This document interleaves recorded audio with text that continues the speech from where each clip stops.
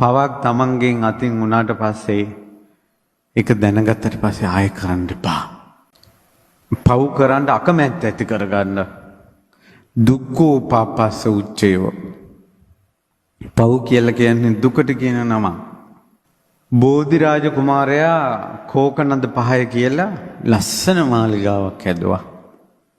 එයා බැඳලා ටික කාලයක් දරුවෝ නැහැ. ඊට පස්සේ බෝධිරාජ කුමාරයාට හිතුණා පරීක්ෂණයක් කරන්න. බුදුරජාණන් වහන්සේට දානෙට ආරාධනා කළා සුදු පාට පාවඩයක් එළුවා. මාහට දරුවෝ ලැබෙනවා නම් මේ පාවඩෙන් බුදු සමිඳු වඩිනසේක්වා. බුදු සමිඳු වැඩම කරනවා. දුවේ පුතේ බුදු සමිඳු වඩින මාවතට මලක් දැම්මත් ඒ මල දාපු කෙනාගේ හිත බුදු සමිඳු දන්නවා.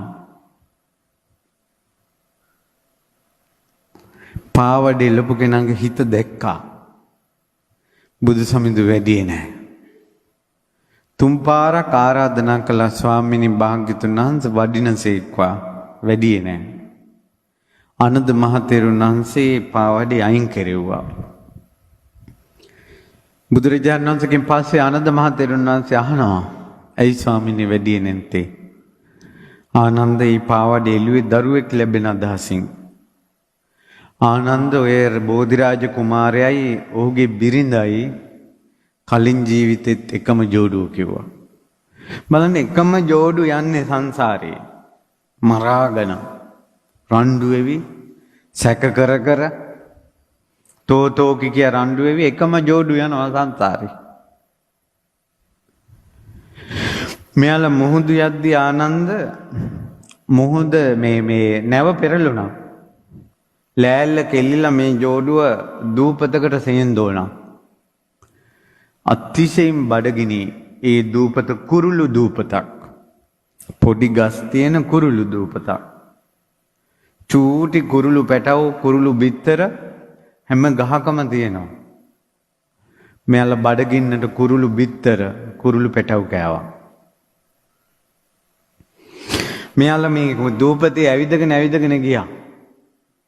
පළතුරු තියනවා දැක්කා. අල වර්ග තියනවා දැක්කා. මේ පළතුරුත් කෑවා බිත්තරක් කෑවා. අල වර්ග කෑවා අර කුරුල්ලෝ රකින්න බිත්තරක් කෑවා.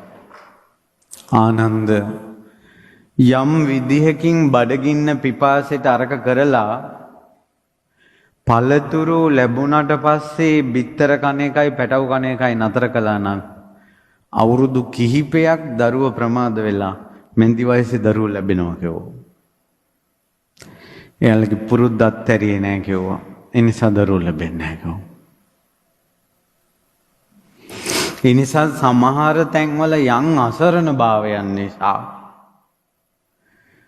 තීරණ ගන්න නොහැකි වීම නිසා අගක් මුලක් තේරෙන්නේ නැති නිසා කෙනෙක් පාපයකට යොමු වෙන්න පුළුවන්. හැබැයි මේ විදියට බණ අහනකොට හොඳ නරක අහනකොට ওই කලින් කරපු පව් වැඩ දැන් නතර කරන්න. අරකින් විපාකයක් ආවත් එක යම් ජීවිතේ යම් අවධියක එක නැති වෙලා යයි.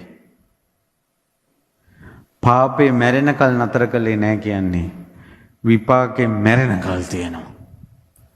පොඩි කාලේ හැදෙන ලෙඩේ මැරෙනකල්ම තියෙනවා. සනීප වෙන්නේ නැහැ.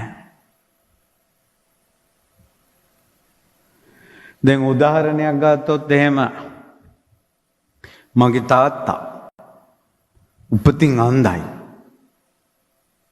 ඇස් දෙකම පේන්නේ.